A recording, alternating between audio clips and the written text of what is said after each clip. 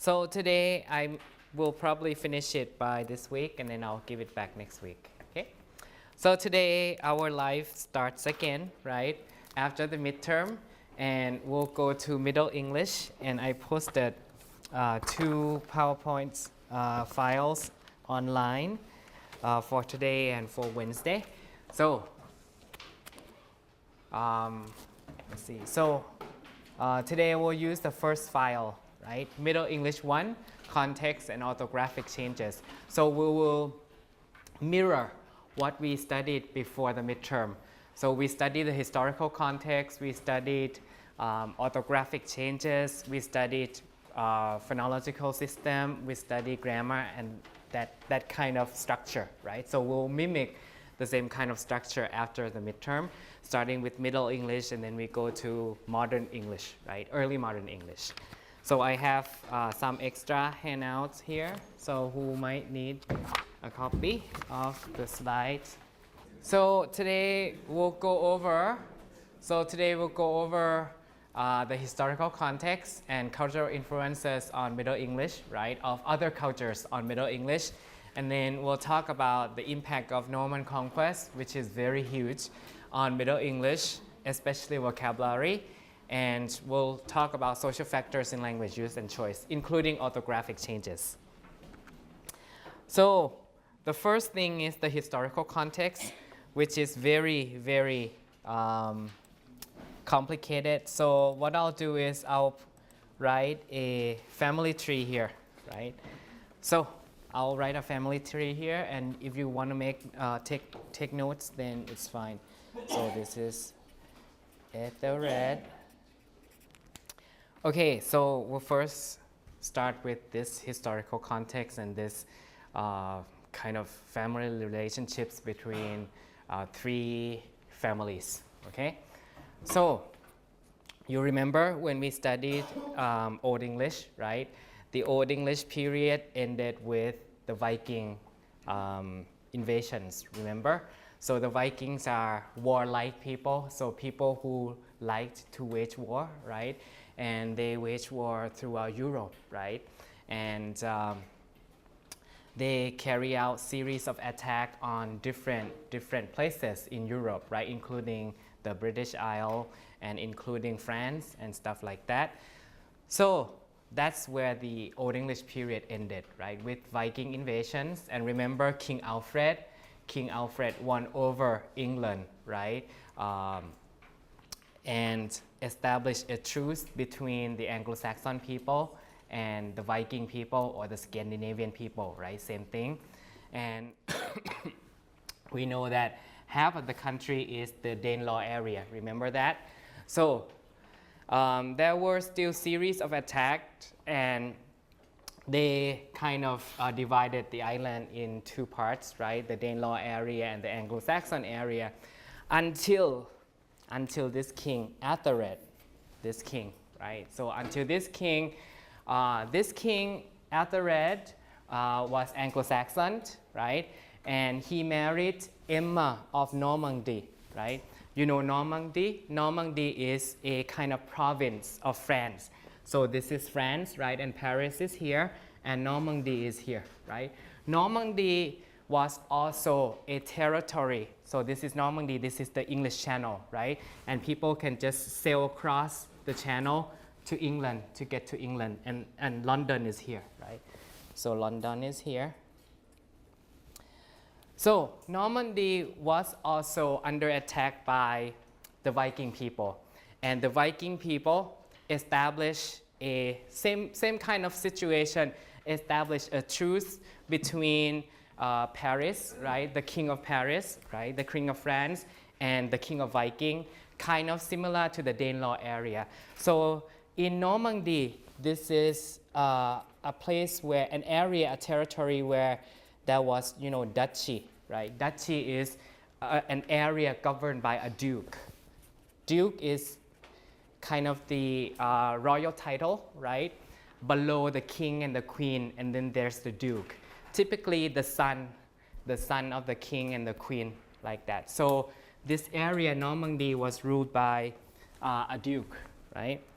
So it was an area where Scandinavian was spoken. So you can imagine that the language there was French, right? French, but French plus Scandinavian, right? So is it like Paris French or not? No, it's not, right? Similar to Paris French, but not totally the same, right? Because of the influence of the Scandinavian languages, right? Just like the language in the Danelaw area, right? Remember that situation? So coming back to this family, so this is the Anglo-Saxon king, right? So he married Emma of Normandy from here, right? So they had Edward, right, who became the next king of England after Ethelred, right? But Edward died childless, meaning he didn't have a child, right? So this is a crisis, right? Because if you don't have a child and you don't name someone to get the throne from you, to inherit the throne from you, that's a crisis, right? Because who would govern the whole country, right? Now, this is a crisis of who would be the next king. So this is where the French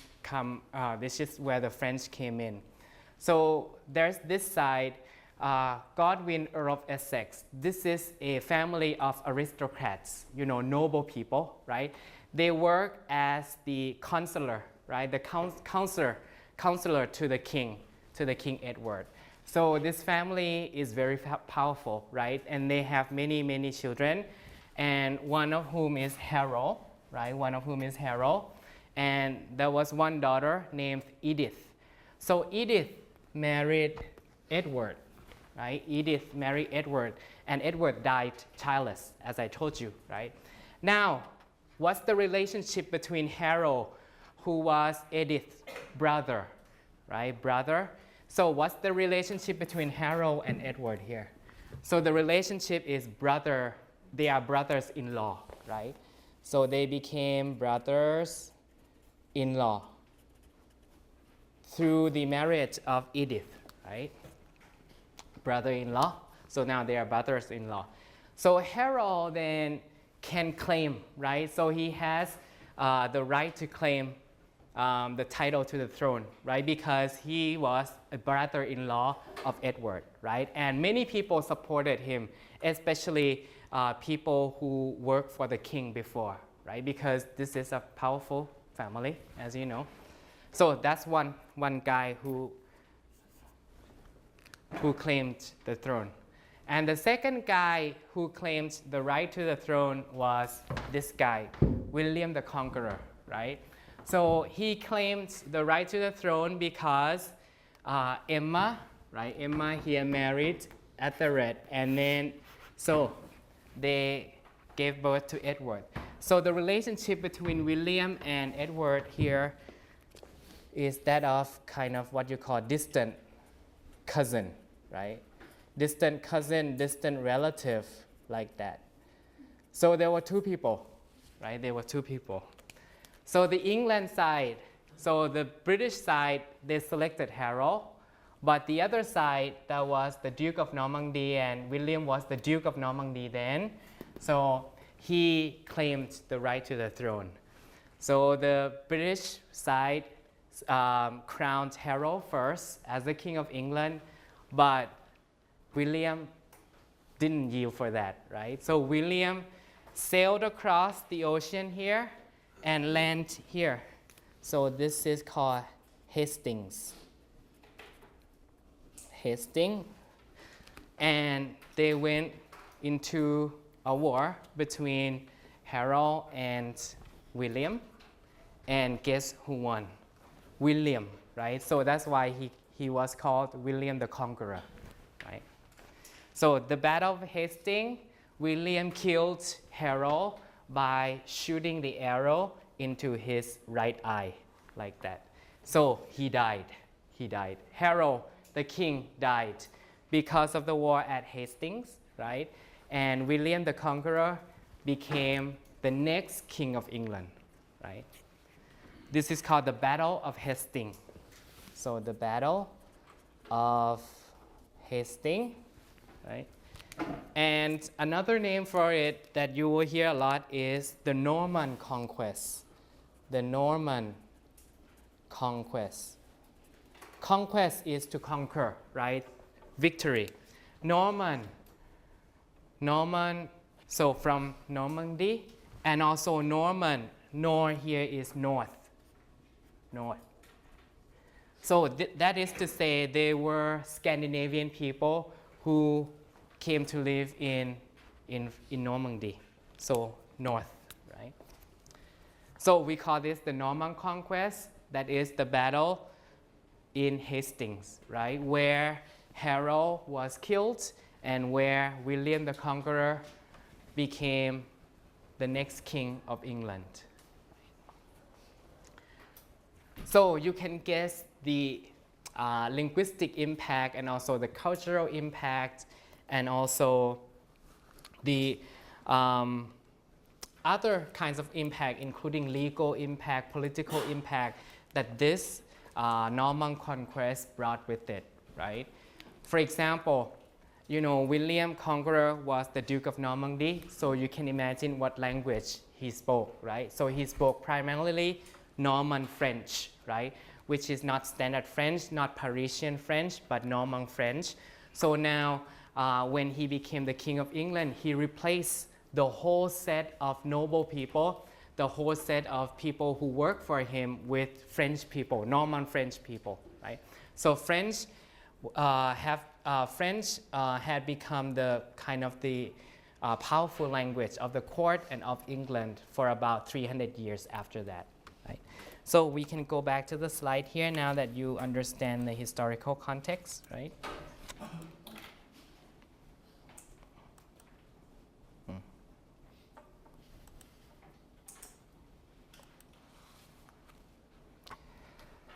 So this is what I explained before, right? Athelred has a Norman queen, right? Emma of Normandy, right? His son Edward the Confessor was fostered and educated in Normandy, right?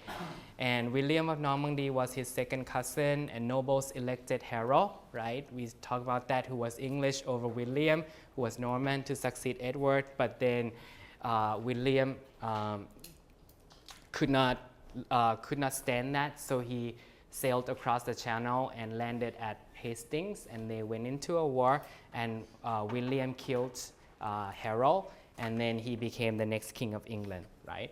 And William the Conqueror spoke Norman French. He lived in France. It took 4 years to consolidate his claim to English throne, and then he imposed Norman society top to bottom over Anglo-Saxon society.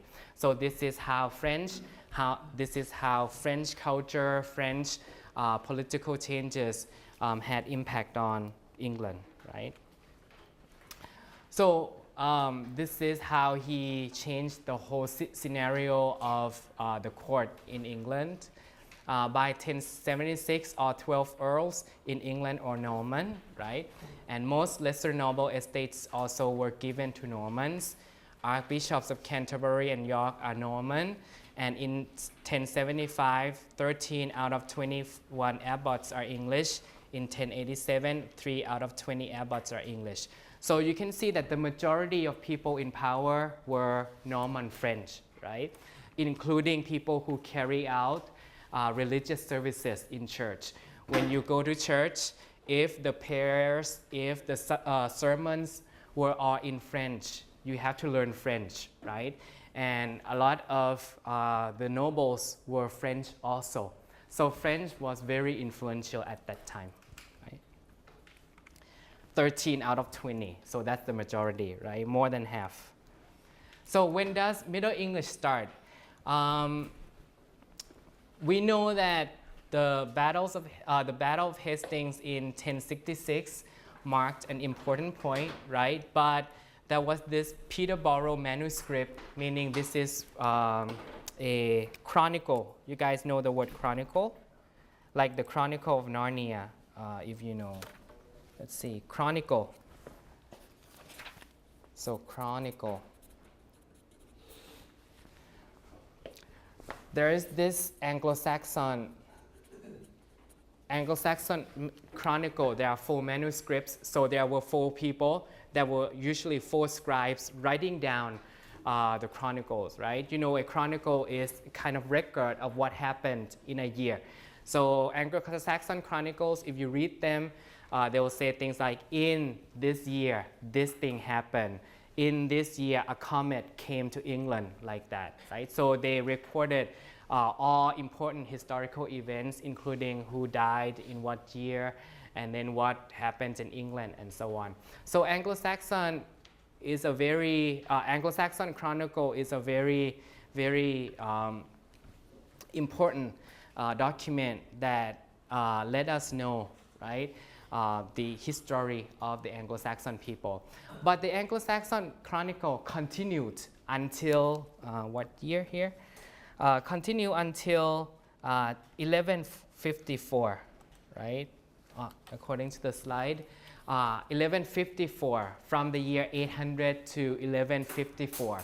So what this means is that to the English-speaking people, to Anglo-Saxon people, they didn't think that 1066, when there was that Norman conquest or the Battle of Hastings, they didn't think that, oh, this is the start of the Middle English period, right? Because the Anglo-Saxon Chronicle continued until 1154, right? So to people in that year, 1066, they didn't think that this is the start of Middle English, right? So, but for us who studied language, right? So we usually take the date 1066 as the convenience date for the starting of the Middle English period, because it was a very important historical event, right, that brought the contact of French and English. So we said that 1066 is the usual starting date of Middle English. But of course, to people then, they didn't think that, oh, language changed into a new period or anything like that. So, so around 1100, this is a convenient date, right? The 12th century also, okay?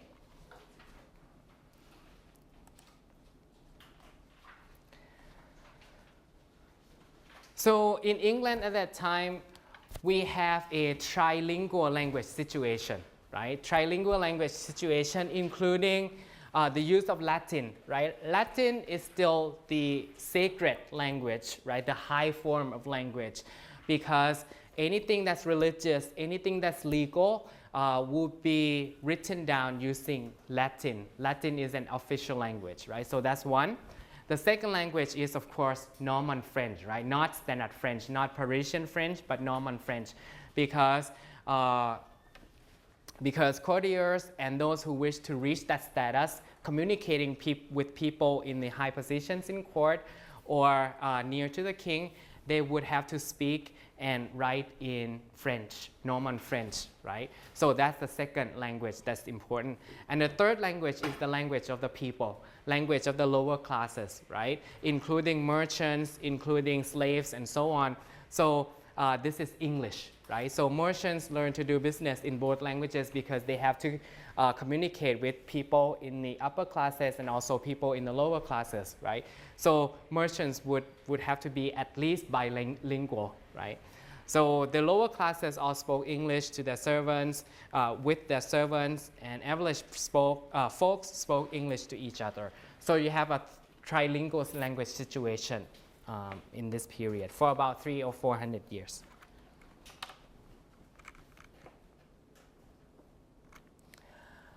Now, the next slide is a shift, is the beginnings of the political linguistic shift, right? So for about 200, 300, some years, right? So French was the dominant language, right? The everyday language between high-class people, right? But starting in 1204, when England lost control of Normandy back to the King of France, right? So when William the Conqueror became King of England, so Normandy was a province of England at that time. And it had remained like that until 1204, when John Lackland, who was the King of England then, lost the tie of Normandy back to France, right? To King of France, right? So now Normandy was no longer a province of England, right? So what does this mean to people? What does this mean to noble people then? So noble people had to decide whether they want to live in England or they want to go back to France, right? So they had to make that decision, right, which is important. And they lost their estates, they lost their property in Normandy, France already, right? So this is the start of everything else that followed. And John Lackland, who was the king at that time, forced to sign Magna Carta in 1215. You know Magna Carta? Magna Carta was the very influential legal document, maybe the most influential legal document in the English language, to the English language system. Because when you sign the Magna Carta, it means that the king and his subjects, like us or people who were below him, he became equal to us in terms of legal rights. So he could not abuse his power, right? So the Magna Carta is like the king's promises to the people that he will not use his power to abuse legal rights of other people, right? Because John Lackland was not really a good king, he raised high taxation, so this angered people, right? So this angered people, so people forced him to sign the Magna Carta. And the Magna Carta became the basis for other legal documents in the English language, including the Declaration of Independence of the USA, including the document that William Penn used to write his constitution and so on, right? So this is a very kind of basis for other legal documents. And then there are other events like rise of Parisian French, Norman dialects lost prestige, and by 1250, manuals in Latin and English for teaching French. So this means that people no longer use French, right? People no longer use French on a daily basis. So that's why you need manuals to teach people, right? So what I'm saying here is that there's no one event, there's no one single event that changed the linguistic situation of French to English. So we are changing from French to English, back to English now after 200 or 300 years, right? There's no single event, but there were a series of events like that, okay? And then there are other events that would culminate in English becoming the popular language again, right? So there's this 100 Years' War between England and France, right? So one of the effects was that England lost all French territories back to France. And then the parliament had to be addressed in English in 1361. So this means that French was no longer, right? French was no longer the important language then, right? In 1361. Before, everything was in French, remember? But at this time, the king addressed the parliament in English, right? And then there's statute of pledging. It became law in England that courts and parliament must conduct business in la langue anglaise, which is the language of English, right? Because few people would understand French, right?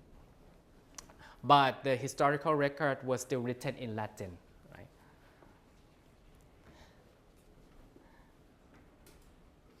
And then England became a merchant power in its own right, so it no longer needed French, right? And people who want to conduct business with England would have to speak in English. And England had no longer a province of France. There's no province, there's no territory in France anymore. Okay? So all of these events culminated in English becoming the language of England again, right? The rise of English again. And then we have the vernacular explosion. Vernacular, you know, the language of the local people, right? Vernacular is the language of the local people. So what about the lower classes, right? We saw that the parliament, the court, everything was conducted in English, right? What about the lower class people? So the lower class people like merchant, slave, or ordinary people, we know they communicated in English. But when you translate the Bible by John Wycliffe, this is one version of the Bible. So when you translated the Bible into English in around 1380s, so that means that people, like lay people, had access to the English version of the Bible. So they no longer need French, right? They no longer need French. They no longer need Latin, right, to understand the Bible, right? So this means that English has come back, has made a comeback, right, to become an important language. And literature, also the great poet of the Middle Ages, one of the great poets was Geoffrey Chaucer, right? He wrote everything in English, right? He wrote his Canterbury Tales in English, right? So English has made a comeback in this period again.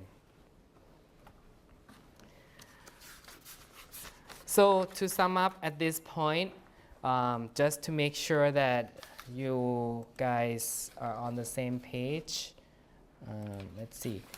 So what we have just talked about was,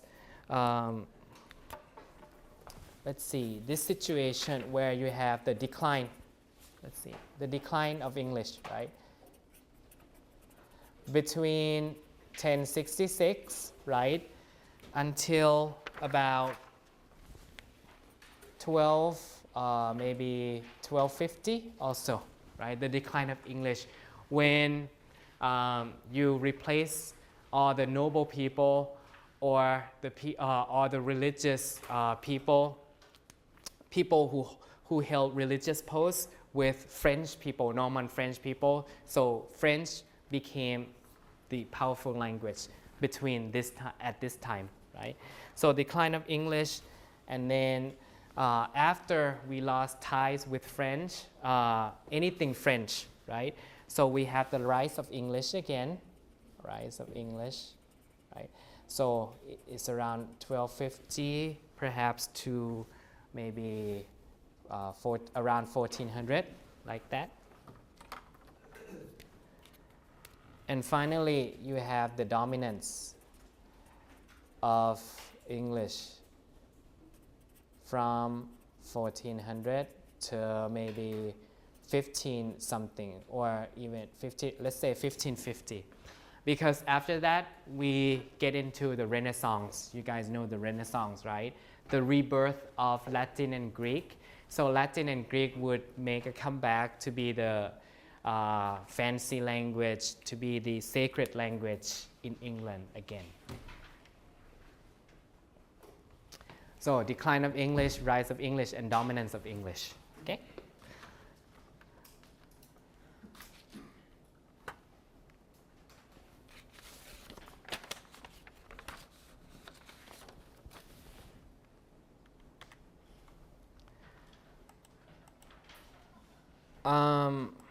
There are other factors leading to the rise of English, including the Black Death. You know, Black Death was an epidemic, right? So widespread disease killed maybe 1/3 of people, right? 1/3 of people in England. And what that meant was that there was a shortage of labor. You know, when people died, you know, you need slaves, you need people, you need labor, right? You need laborer to work for you. However, when a lot of them died, it meant that there was a shortage of labor. So they could maybe call for higher wages, right? Because there was a shortage. So they can demand higher wages. And also, this means that the language of these people became an important language, because in order to communicate with them, you need to speak in English, right? And then there are other factors like rise of the middle class, where you have to conduct businesses in English, and there was demand for books and reading, which means that printing had to be done, right, in the language of the people, in the language of the lay people, which is English, and so on. Okay? So the linguistic results of the contact with French, right? In this period, we have a huge influx of French words. So that's one of the linguistic effects. So French influence, right? So there was this period of great borrowing when French became the dominant language in England, right? So mostly before 1250, mostly cultural borrowings used by English speakers learning or exposed to French and relating to semantic domains as religion and the nobility, right? However, the influx of French words peaked about 1380, including all the areas, right? Including all the areas here. So as you can imagine, these are very important words that we have to use or we use in everyday life, including government related words like parliament, authority, statute, military, battle, archer, army, law, attorney, arrest, felony, economic, tax, revenue, estate, anything that you can think of. All these things are important and everyday word that we cannot live without, right? For example, art, sculpture, painting art, all these are French. Medicine like surgeon, ointment, physician, all these are French words. Learning like grammar is not an English word, grammar is a French word. Logic, rhyme, trades like grocer, tailor, mason, people who work with stone. Non-nuclear family, niece, nephew, uncle, aunt. Fashion, pleats, button, collar, social life, conversation, recreation, tavern, cooking, roast, toast, cuisine, confection, sauce, sugar. Anything that we use, everything that we use in everyday life comes from French, as you can see, right? So French was very influential in all areas of life, in all domains of life, right?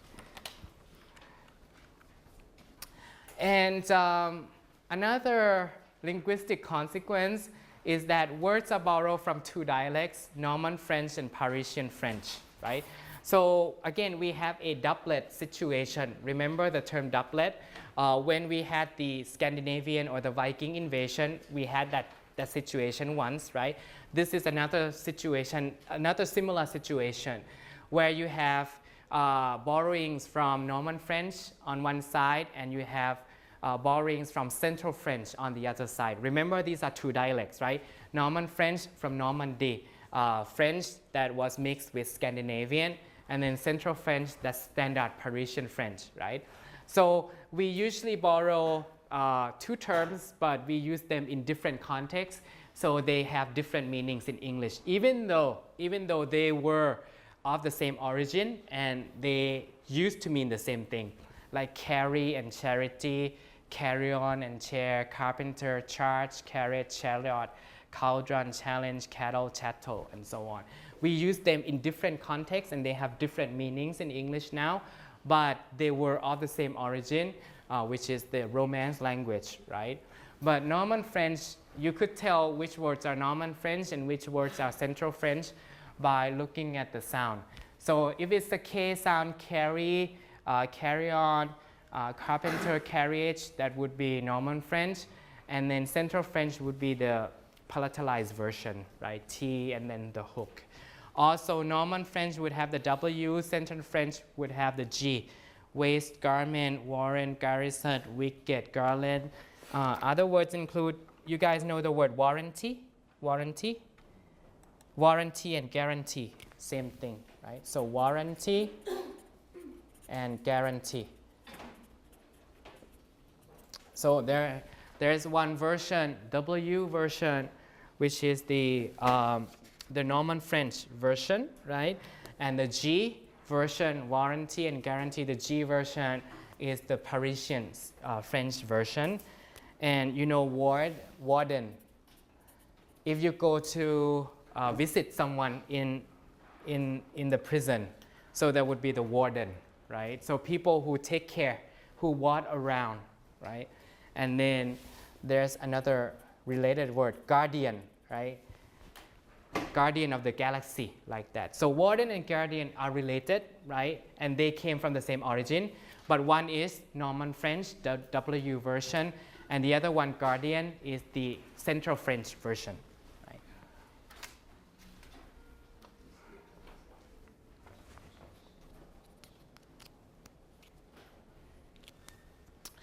So this is one of the reasons why English has a lot of words to memorize or words to learn, right? Because we borrow from many different sources, including two dialects of the same language, and we use them in different contexts, right? Warranty, guarantee, warrant, guardian, and so on, right? Okay, so coming back to the slide here. So we talked about Norman French and the doublets, right? Doublet situation. And then we also have Latin influence in this period.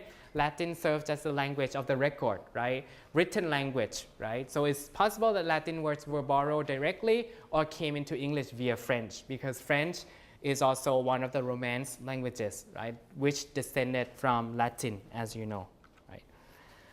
So one consequence of borrowing is that, as you know, we have a lot of French words coming in. We have doublets from Norman French and from Central French. And then speakers analyze borrowed word in two parts and extend the affix to new roots. So for example, Middle French, we borrow things like acceptable, comparable, desirable, reasonable. So these are all French. But then English-speaking people saw the able part. You remember the able part, which is a morpheme, right? So they do that by analogy, by using the same morpheme to attach to other words like believable. Believe is an English word. Understand is an English word, where you mix under and stand together, right? And then unthinkable, eatable, and so on. So they extend the endings, right? Several endings to other words, including the ARD ending. So coward, mustard, bastard, custard from French. So we extend it to wizard, sluggard, and dullard, and so on. Okay? So we have new suffixes, right? New suffixes from French. And then this is important. Borrowings from Latin and French result in 2 or 3 levels of synonym which differ in register, right? You guys know the word register? Register, to explain it easily, maybe register is different styles, right, in using language, like formal, informal, like that. But register is kind of more complicated than just formal or informal, because you have like legal register, you use in legal style when you use legal style writing, academic register, right, when you use in the classroom or when you're writing academic papers, or spoken register, magazine register, newspaper register. So like language styles, different language styles, in other words. So we have, let's say, as a result of borrowing, we have 3 levels at most, right? English, French, and Latin. And then sometimes you have just only 2 levels, like English and French. For example, the word rise from reason in English, right? Reason, R-I-S-A-N, reason, as you know. Reason, rise, and then the French term, the French verb is to mount, and Latin is to ascend, like that. Fire, flame, conflagration, fear, terror, trepidation, holy, sacred, consecrated, kingly, royal, regal, like that. So these words mean the same thing in English, right? They mean the same thing in English. However, they were used in different registers, right? You would use rise, fire, fear, holy, and kingly maybe in low registers, right? Informal registers, right? Like every day when you have conversation with friends, like that, fear, like that. But then French would be a little bit more formal, right? A little bit more formal, and Latin is perhaps the most formal of all, right? So not many people would use the word like ascend instead of rise every day, right? I rise in the morning at 8, like that. Nobody would say I ascend, right, in the morning. Conflagration, also the same thing. Trepidation, fear, also the same thing, consecrated or regal, right? I think most, in written language, we will use royal, right, but not regal, but they mean the same thing, no? And for other words, you have two levels, like hot, cottage, hearty, cordial. So cordial would be more formal than hearty, right? Aid would be a little bit more formal than help, and so on. Nourish would be a bit more formal than feed, and so on. I feed my pet like that. You wouldn't say I nourish my pet like that, okay? So felicity instead of happiness would be more formal, right? So they are used in different registers. But this is a result of borrowings, right? Now, sorry, this is very, very complicated. Not difficult, but it's very detailed, this topic, orthographic changes. But the reason why I want to bring this up is it can explain, this issue is important because it can explain the reason why there's no one-to-one correspondence between the spelling and the sound in English, right? So as a result of French, contact with French, there were a lot of orthographic changes, spelling changes, right? Orthographic changes, spelling changes, right? But these are things that you have to keep in mind. First, the age of the manuscripts, not printed books, meaning that, as you know, manuscripts in the Middle Ages, including Old English and early Middle English, all manuscripts were carried out by hand, right? They were made by hand, meaning each person was assigned a task to write down, right? Or even in the same manuscript, there may be 2 or 3 scribes, right? Scribes, professional writers who wrote things down. So there were no spelling standards. So this means that not every manuscript would look the same, unlike printed books, right? Printed books, if you buy a copy of a printed book in Kyobo Munko, in Kyobo bookstore, it would be the same as you order from the internet from overseas, right? If it was printed by the same publisher, right? It would be the same. However, medieval manuscripts are not like that. Each manuscript is unique, is distinct, because it has, not only because of the handwriting of the scribe, but because the way they spell all the words, right? So that's one thing that you have to keep in mind, that there would be a lot of variation, right? Development of local traditions, dialects. So as you know, every linguistic situation involves dialect, right? So local traditions, people in the north would pronounce things different from people in the south, and that would also be the same for writing, right? They would write things differently depending on the way they pronounce. Cultural domination of Normans. So Norman scribes dominated the making of English manuscripts. MS is manuscripts. We have Norman people coming to work in England, so they would use their own writing convention, and they would respell words according to their conventions, right? So that's the third factor, right?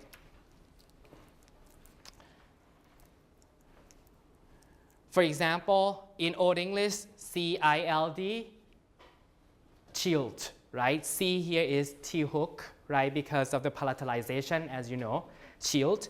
But in modern, not modern, but in Middle English, the palatalized version of the C would be spelled CH due to French convention, right? Because in French, the T-hook, the palatalized version of a C, was written down using C and H in Norman French. So this is a picture of Middle English dialects, right? Old English, of course, Old English had dialects too, but this is Middle English dialects where you have northern, this is the northern part, the midland areas, midland including west and east. So if you combine them, we call them midland, right? Midland area. And then you have the south, the southern area here, including the west area and the east area, right? So guess which area would become the standard written English in early modern English? Of course, East Midland, right? Where London, Cambridge, Oxford. So that's the kind of the important center of everything, right? So the East Midland dialect would be chosen to be the standard of written English, right? Maybe in the 15th century. And we will talk about that when we talk about early modern English, right? Northern, no. Southern, no. So East Midland, because of London, Oxford, Cambridge. So these are important major cities, right? For several reasons. So as examples, I have these differences, spelling differences according to different regional dialects. So plural pronoun, you know, they, their, them. These are forms that we got from Scandinavian, right? Scandinavian, remember? So they use the TH, right? TH. But in Midland area, you see the mix of TH and H. They, here, or him. Because the Midland area is the area between the North and the South. So it received influence from both the North and the South. So you see a mixture of TH and H, right? The Southern area, where most of the Old English that we study came from. Most of the Old English, we study Old English, right? Most of the Old English words and grammar that we study came from the Southern area, right? Because that was where King Alfred was, right? So the Southern area would use the H, the native Anglo-Saxon, he, here, him, right? But then for some reason, the TH won over, right? So that's why nowadays we have they, them, there, right? Third person singular in the North, we have the S ending. In the Midland, in the South, we have the TH ending. We saw the TH ending already, right? But later on, the S won over the other form, right? The plural ending, we have N or S. S we already saw, right, in Old English. But for some reason, for plural, nothing survived, right? Nothing survived. So some changes are sporadic. Old English C, in North K, Ik, Kirk, that's Scandinavian influence, remember, palatalization. In Midland we have CH, and in the South we have CH. Old English O, in the North is A, in the Midland area O, South O. F, in the North is F, but in the South is V, right? So V, the V form, is probably inherited from French, okay? So these are just examples to show you the dialectal differences. Now, another problem, another factor that triggered orthographic changes is the problem of minims in Middle English writing. You guys know minim? So minim, let me use this thing. So minim is from the word minimum, you know, minimum, right? Minimum is a lot or little. Minimum, very little, right? So minim, so from that word you derive minim as a noun, so a minim. So minim is a small stroke, right? A small stroke in writing a letter, right? That's what a minim is. So I'll use a different color here. So when you write I, this is a minim. This is a stroke. You know, in medieval, in Old English and Middle English, there's no dot for the I, because, and even in today's font, some fonts, some typesets do not have the dot, right? Because the dot is not meaningful, right?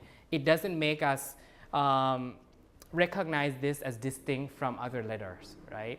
So dot is not meaningful. Dot is just a late invention right? So when you write down an I, right, this is a stroke, right? So we call it a minim. When you write an R, this is a stroke also, right? This is a stroke, right? So that's a minim. So the minim in the R forms the stem of the R, and it forms the stem of the I also, right? What about the other letters like P? P also has, right? So if this is a line, so a P has a stroke here, so we call it a minim, right? But the minim for the P descends, right? It goes below the line, so we call it the descender. We study that, right? And for the D, so this is the line for the D, this is the minim, right? But the minim goes beyond the line, the upper line, so we call it the ascender, remember? So ascender, and this is descender, right?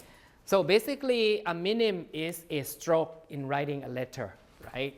P, D, I, M also. M, like this. How many strokes do you have for M? 1, 2, 3, right? How many minims? 3 minims for M, right? What about W? Let me change the color to maybe blue. W. W would be like this, right? And then like this and like this. So maybe 3 strokes for W also. 3 minims for W. Now, an interesting thing is that many times there would be the connecting stroke. Like when you form the M, so this would be what we call the connecting stroke.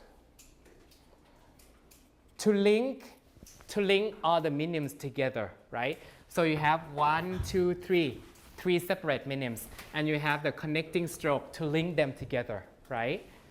Same thing with the W. You have 3 main minims, and you have 2 strokes, 2 connecting strokes to link the minims together, right?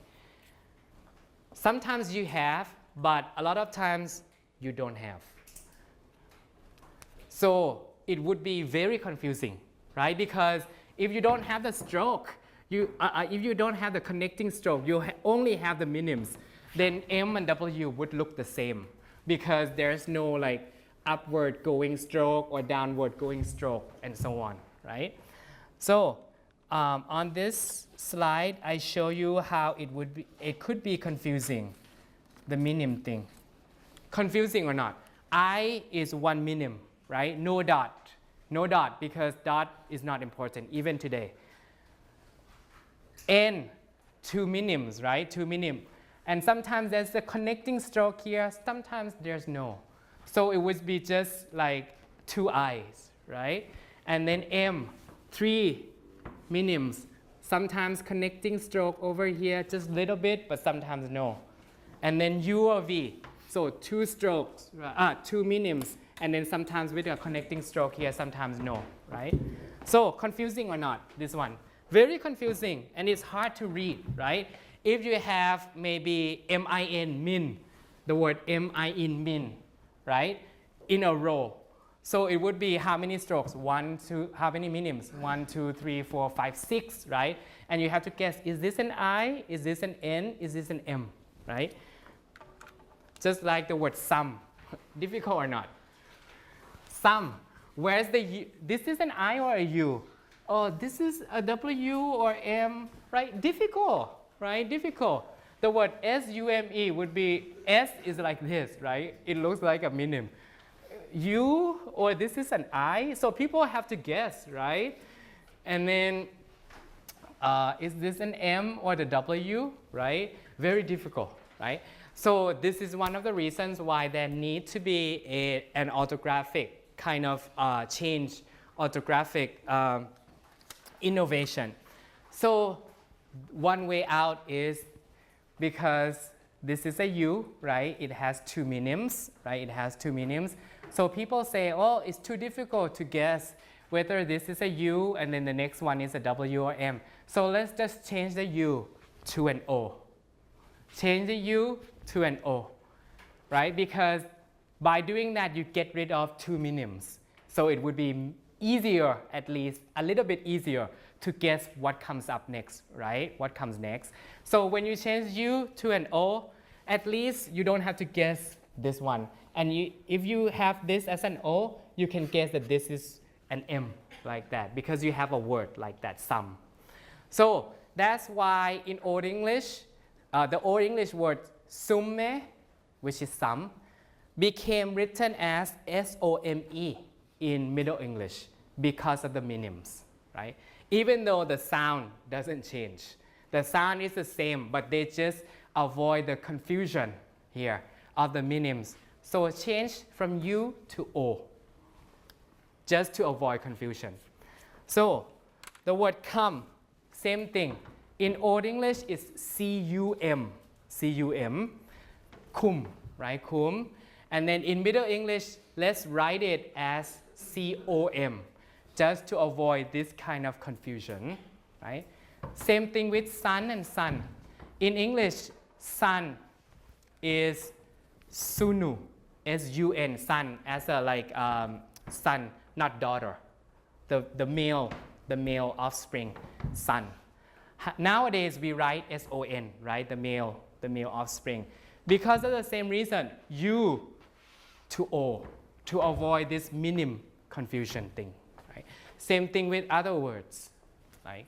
So that's why this is one of the first things that that they did to change the convention, the spelling conventions.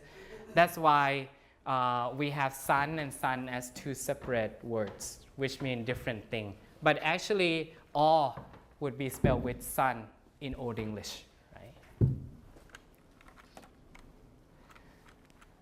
So the minim is one of the reasons. So up till now,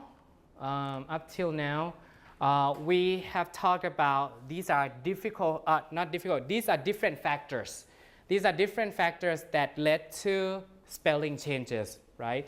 Including the age of the manuscripts, including local dialects, including French scribes, Norman scribes, including the problem of the minims, right? So we have orthographic changes, right? But not all orthographic changes were from French, like this one from Latin, the SH, from Latin ship, in Old English, SC pronounced as the hook. So in Middle English, you have a lot of variations here, SC, SCH, SH, S, or SS, some from Norman French, some from Latin. You have a variety of things. So, but now SH won out, right? Won over other options. And then HW in Old English, what, where, remember who, was cognate with Romance Q and U, which is pronounced KW. So in Middle English, you have a variety of things also, like HWI. So you can have HW in Middle English, QW because of Latin, and WH because of Old English, or just W, right? So you have many options for the same thing. So hua to who, you can write it with HW, QUO, QWO, WHO, and WO in Middle English, right? Because of so many factors. Remember, dialectal variations, because of Norman scribes, because of Latin influence, because of the problem of the minims. Many factors. So that's why in Middle English, you have even more varieties than in Old English, right? Okay, so how were long vowels marked in Middle English? In Old English, how were long vowels marked? Remember? The stroke, right? The horizontal stroke above a vowel, macron. Remember? Macron in Old English, right? So just to remember, in Old English, it was like this, right? So, so long, like horizontal stroke, we call it the macron. Remember, in Old English, That's how they mark long vowels, right? Long vowels come in pairs with short vowels, remember? So that's how long vowels were marked in Old English. Now in Middle English, they changed that, that convention. So in Middle English, with final E, once it became grammatically meaningless. So I'll explain that later, but E, instead of leave like this, so we have just E, right, E. I'll explain this more when we talk about grammatical change. But E, so just like the word name, let me change back to this. Name, in Old English is nama. So this is a long vowel, nama, name. So you have N-A-M-E, name. So E here, which is not pronounced in modern English, right, came to be a kind of representative of the long vowel, what used to be a long vowel, right? People call the silent E at the end, right? So it came to represent the long vowel that used to be here. This has to do with grammatical change also, so we'll talk about this one more time. Or sometimes they doubled it. So metan, to meet, and boat. So the reason why there's a double E here or double O here is because the vowel used to be long. And in Middle English, there's no macron anymore, so they doubled it to show that the vowel length is greater than just one letter. Mat and time in Old English, in Middle English also, right? Even though we don't retain this convention systematically across every word, because time, we don't have the J anymore, right? We have E instead, for example, okay? We are out of time, so I will talk about this as a final thing here. So as a result of many factors in Middle English, so in Middle English, spelling was very variable, right? Even more variable than Old English. So the word might, you can spell in 8 or 9 different ways, all pronounced the same way, and they mean the same thing, but as you can see, different spellings, right? So mat, mate, mitte, minte, same thing, same refer to the word might, and so on, okay?